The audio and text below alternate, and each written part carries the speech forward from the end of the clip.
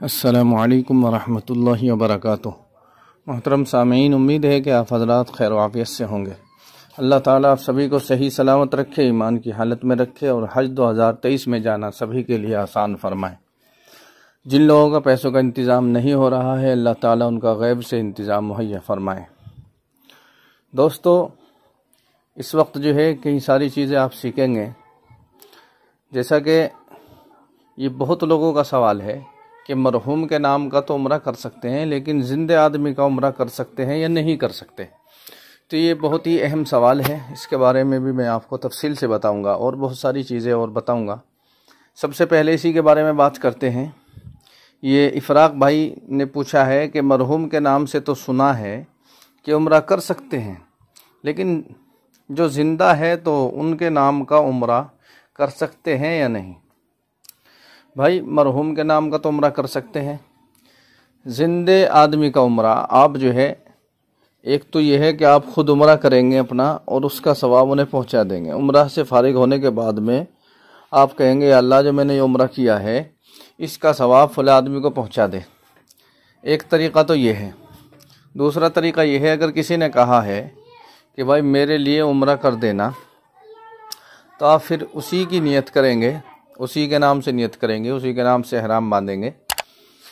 यानी आप जो है इस तरह से कहेंगे कि फ़ुला आदमी के नाम का उम्रा करता हूँ, उम्रे की नियत करता हूँ, उसका नाम लेकर के इस तरह से आप नियत करेंगे।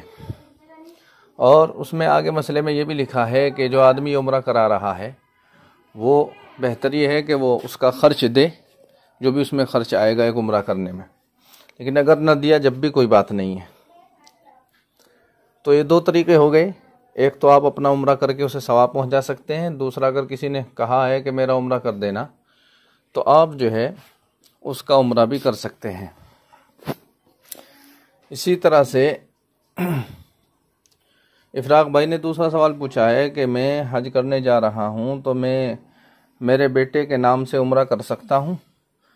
जी हाँ, मैंने जो तरीक़ा बताया है वही तरीक़ा इसमें भी है।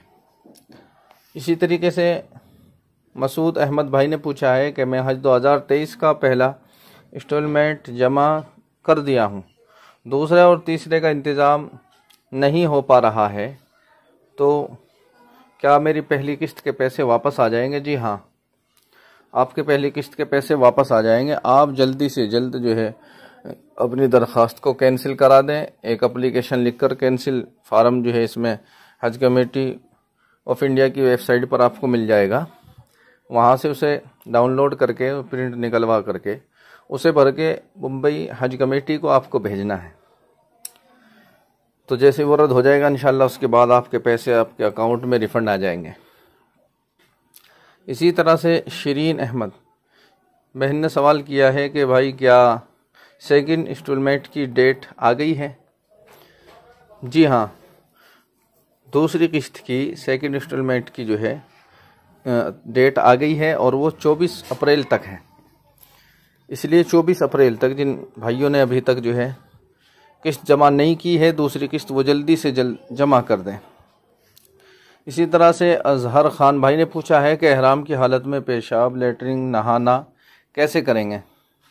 भाई, ihराम की हालत में जो है हम नहा भी सकते हैं, इस्तिंजा वगैरह कर सकते हैं, कोई दिक्कत नहीं है। ihराम को उतार कर आप नहा सकते हैं, कोई दिक्कत नहीं है।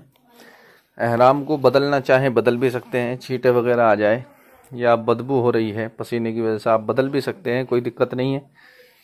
और लेटरिन पेशाब भी आप जो है जिस तरह से वो तहमद तो होता है, जो ihराम का जो होता है, जिस तरह से हम यहाँ लुंगी बांध लेते हैं, वो इसी तरह से तो होता है। आप उसे ऊपर को उठा करके इस्तिंजा वगैरह भी कर सकते हैं, इसमें कोई दिक्कत नहीं है।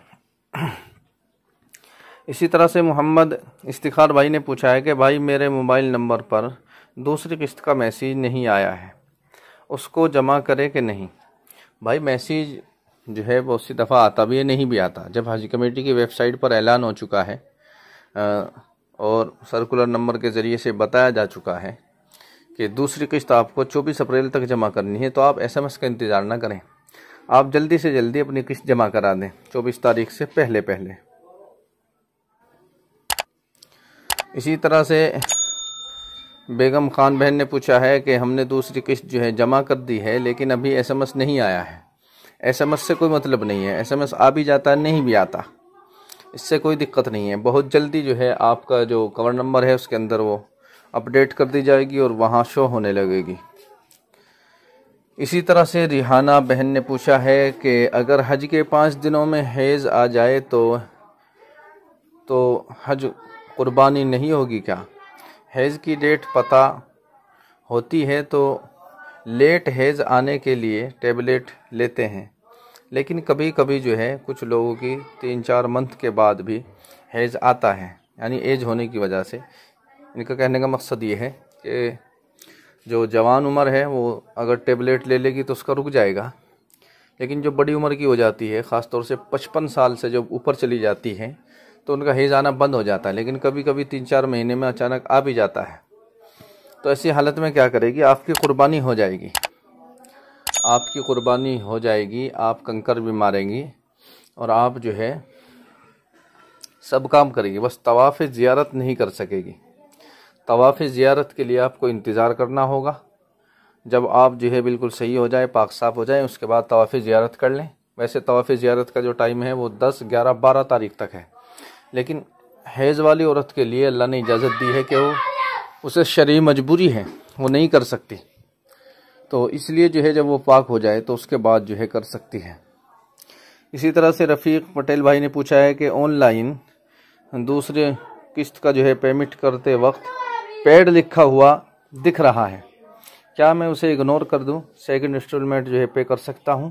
जी हाँ, कर सकते हैं। अगर एरर लिखा हुआ आ रहा है तो वेबसाइट में दिक्कत है, कभी कभी जो है दिक्कत आती है, तो हो सकता आप जो है कुछ देर के बाद दोबारा से चेक कर लें या 24 घंटे का इंतज़ार कर लें, एरर तो ख़त्म हो जाएगा इंशाल्लाह। लेकिन ये पेड लिखा हुआ आ रहा है, आप इसे इग्नोर करें, इसके चक्कर में ना पड़े और आप अपनी दूसरी किस्त जमा करें। इसी तरह से मोहम्मद सालिम शेख भाई ने पूछा है कि मेरा हज पहले हो गया है, अब मरहूम बाप का हज बदल कर रहा हूँ, मेरी नीयत जो है उम्रा और हज के लिए क्या करनी होगी? भाई आप उम्रे में भी हज में भी हर जगह जो नियत करेंगे वो आप जो है उन्हीं के नाम की करेंगे जिनके नाम का आज आप जो है हज उम्रा कर रहे हैं। आप हर जगह उन्हीं का नाम लेंगे। मैं फ़ला के नाम का ihराम बांधता हूँ, फ़ला के नाम का उम्रे का ihराम बांधता हूँ, फ़ला के नाम का जो है हज का ihराम बांध रहा हूँ, तो हर जगह उन्हीं की नियत होगी। आपका अपना कुछ नहीं होगा, सब काम उनका होगा, बस आप तो करने वाले हैं। जैसे कोई किसी को पैसे दे करके काम करा लेता है तो काम उसका होता है जो पैसे दे रहा है, उसका नहीं होता जो कर रहा है। तो इसी तरह से आप जो है हज बदल करें, लेकिन सब काम उनका करेंगे, आपका नहीं होगा, लेकिन यह है कि सवाब आपको भी मिलेगा। इसी तरह से बीबी आमना बहन ने पूछा है कि मैं जानना चाहती हूँ कि अगर कूपन पर जो टाइम कुर्बानी का लिखा हुआ होगा और हमने उस टाइम तक रमी नहीं की होगी तो उस सूरत में क्या करें? इस सूरत में क्या करेंगे? आपके ऊपर दम वाजिब हो जाएगा।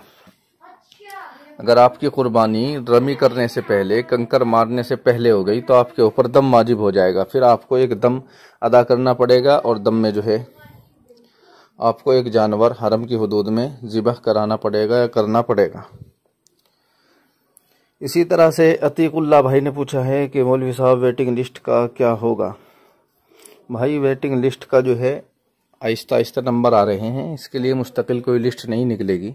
जैसी जैसी जगह खाली हो रही है, दरख्वास्तें कैंसिल हो रही है, तो सीरियल नंबर के हिसाब से नंबर आता जा रहा है।